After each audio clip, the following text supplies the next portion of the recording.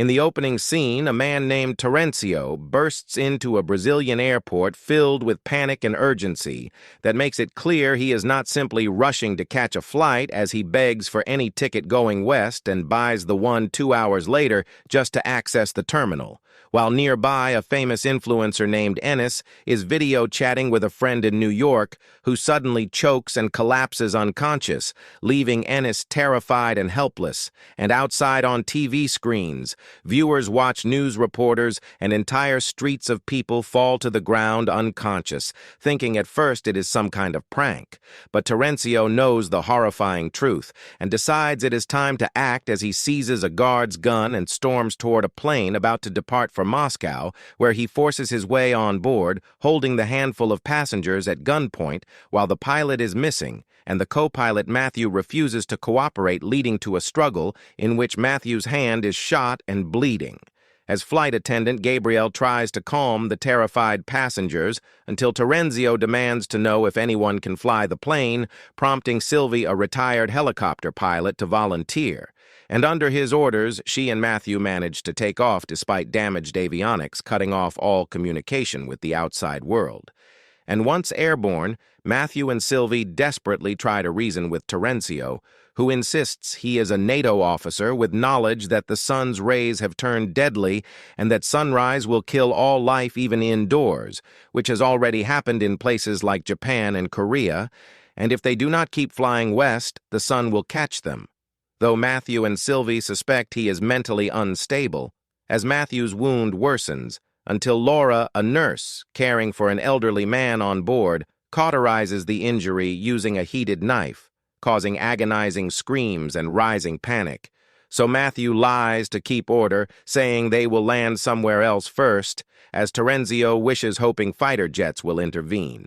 Though Sylvie senses no help is coming when a passenger named Ayaz overhears their conversation about the sun. He grows suspicious, and after an Arab passenger collapses, Ayaz pretends to help, but instead grabs Terenzio's gun, locking him in the toilet and forcing Matthew to confess they are diverting to Iceland, where authorities can arrest Terenzio and free the passengers, and he explains the deadly sun theory, which horrifies everyone as they remember strange events before boarding and fear for their families. But Matthew promises to protect them and attempts to land in Iceland only to find no response from air traffic control and a glimpse of runway devastation with crashed planes and fleeing crowds confirming Terenzio was right, leaving no safe landing or fuel to spare. So Matthew sets course for Scotland, bringing Terenzio out to explain that he heard the truth by eavesdropping on superiors, though he knows nothing of the cause, only that survival means staying ahead of sunrise while the collapsed Arab passenger struggles to breathe and reveals with dying gasps that he swallowed diamonds, and Laura tries desperately to save him but fails as the plane makes an emergency landing in Scotland, stopping moments before a collision, and the group steps out to phones buzzing with messages and news of deadly sunlight that has already killed half the world, with the rest awaiting death as the airport stands abandoned except for 3 RAF servicemen who arrive pleading for help, and with just 45 minutes until sunrise, they gather essential supplies and prepare to fly further west. Jacob, the skilled aircraft engineer, longs to return to his pregnant wife to save her, yet for the safety of everyone on board, he is urged to stay. And with heavy heart, he watches as the plane once again lifts into the dark sky after refueling and gathering supplies. One of the servicemen, who turns out to be a pilot, advises that they must fly away from the equator so the deadly sunlight does not catch them, and their next destination becomes Canada, where they hope to refuel once more and repair the radio soon. The internet begins to work, and the cabin fills with the haunting chimes of phones receiving the final messages from loved ones who have already perished in Brussels. A passenger discovers an article claiming the disaster is caused by the reversal of the sun's polarity, and Horst, the calm and knowledgeable climatologist, explains that every 11 years the sun's magnetic field flips, though it never affected the world before, and its weakening over the decades may have caused an uncontrollable surge in the opposite direction, now unleashing lethal gamma rays wherever sunlight touches, killing instantly. And with the scientists likely dead, their theory cannot be proven. At that moment, Ayaz uncovers a news report revealing that the RAF servicemen they rescued are in fact Afghan terrorists being transported back to their country, and outside an argument erupts when one terrorist pushes a dementia-suffering old man, leading to his tragic death, turning the passengers against them. Sylvie shares the truth with Matthew, and together they plan to abandon the terrorists once they land in Canada, when the plane lands with 2 hours left before sunrise. Bodies struck by sunlight lie lifeless on the streets, and the terrorists are sent to retrieve radio repair parts from a nearby shop, insisting that Jacob and Gabrielle accompany them. Jacob, aware of the plan, tries to escape with Gabrielle after trapping the terrorists inside, but she refuses to follow, and he sprints back to the airport alone, chased by the terrorists as the plane takes off without her bullets fired from below. Crack a window, but do not shatter it as long as they maintain steady altitude on board a terminally ill boy. Dominic sits with his protective mother Zara, who rejects Ayaz's attempt to comfort him. Suddenly, a faint radio signal from Hawaii sparks hope, hinting that survivors may be hidden in an underwater bunker. Matthew wishes to fly there immediately, yet Sylvie believes it is reckless to rely on a vague message, and tension rises when Terenzio, angered that the captain holds all authority, demands a change, and the exhausted passengers agree that from now on, all decisions will be made through a collective vote. Just as a fragile calm begins to settle across the trembling aircraft, a sudden storm of alarms erupts, signaling a terrifying malfunction, and Matthew discovers that one of the terrorists who had chased the plane earlier has clung to the landing gear like a demon, refusing to fall and knowing they cannot land with him attached. Matthew makes a desperate choice to soar higher into the freezing oxygen-thin skies, hoping the brutal altitude will finish the intruder. But he forgets the already cracked window, and the pressure bursts it open, unleashing a violent chaos as objects hurl into the sky, and passengers cling to their seats, while Matthew dives the plane lower and Jacob wedges a wooden board over the broken window to hold back the roaring wind. And just as the panic settles, young Dominic struggles to breathe, because his tube was sucked away, and Ayaz swiftly crafts a makeshift one, using the oxygen pipe, earning a humbled apology from his once harsh mother Zara, and with heavy hearts the captain announces that reaching Hawaii is impossible at their altitude, and instead they must aim for Attu, a remote Alaskan island. Yet, unbelievably, the terrorist still clings beneath the plane like an unstoppable shadow. So Ayaz, Jacob, and Terenzio crawl into the undercarriage and carve a hole in the floor to see him, and as Terenzio points his gun into the darkness, the terrorist grabs it, nearly killing him, until Ayaz fires a perfect shot, saving him. And for a brief shining moment, Ayaz is hailed as a hero, until his darkest truth surfaces, that he caused the Arab passenger's death, and they had buried the man in Canada because he had carried the diamonds Ayaz was smuggling inside his body with his consent.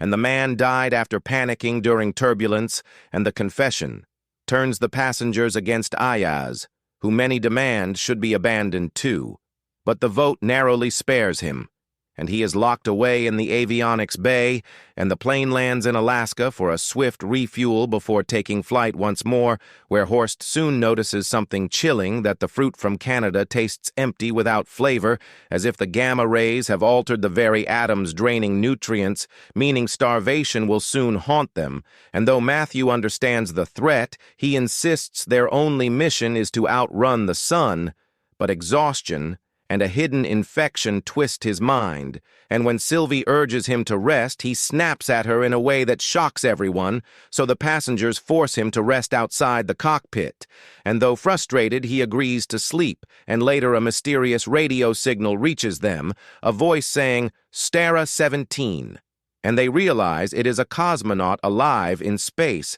speaking to mission control on Earth, meaning someone on the ground is still alive, and hope breathes again, guiding them toward NATO headquarters in Brussels, where this nightmare began. And by Matthew's calculation, they will have just 4 precious hours before sunrise upon landing, and maybe with Terenzio's knowledge they can find a secret bunker. Yet Laura soon discovers Matthew collapsed in the bathroom, his hand wound, poisoning his blood, explaining his strange behavior, and she must amputate the infected tissue, but only if they reach a hospital in Brussels. However, Matthew cannot fly the plane, and Sylvie admits she has only ever landed a helicopter, and panic rises as she is there.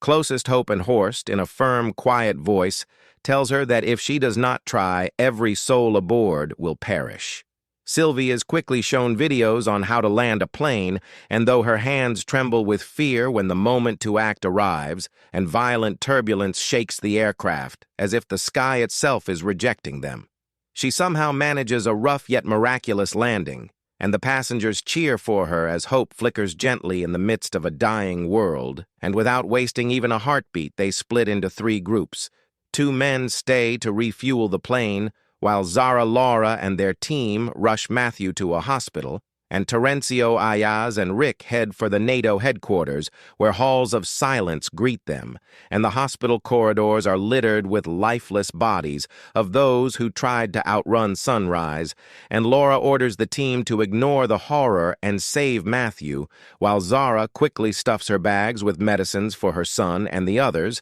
and at NATO headquarters, Terenzio leads them to the conference room where he first heard of the catastrophe, but with time slipping like sand, they cannot search every document, so Rick seeks answers in security footage, and while he is gone, Terenzio taunts Ayaz's Turkish roots, and in a cruel twist, the argument turns violent, and Ayaz falls unconscious, bleeding heavily, as Rick discovers footage of officials discussing a bunker beneath a Bulgarian dam called Stara 17. The same words echoed on the radio, and just before Rick can warn the others, Terenzio returns with a lie claiming Ayaz left, and Rick glimpses Ayaz's motionless body on the screen. Yet fear binds his voice, and with sunrise looming, they all reboard the plane. Matthew weak but alive after surgery, and Terenzio repeats the lie that Ayaz escaped, forcing them to leave without him, but just as engines roar, Ayaz pulls up in a car and joins them, and Terenzio is soon locked in the avionics bay, and Sylvie warns everyone that if the Bulgaria plan fails, there will be no fuel nor time left for another chance, and once they land, they will have just 20 minutes to reach the hidden bunker.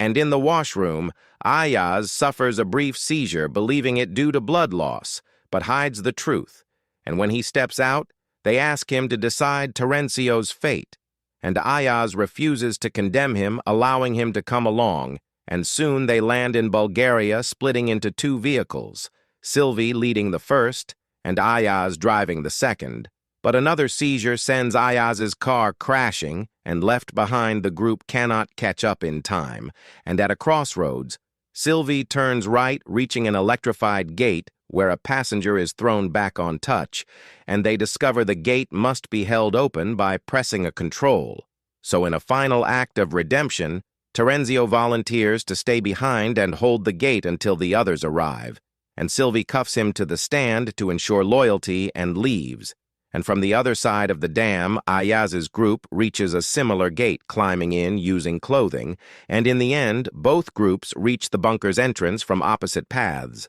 and soldiers greet them with safety, warmth, and shelter, while Terenzio remains alone, praying for forgiveness. And as the sun rises, he stands tall, facing its wrath, whispering for it to do its worst, and in its blazing light, he too perishes.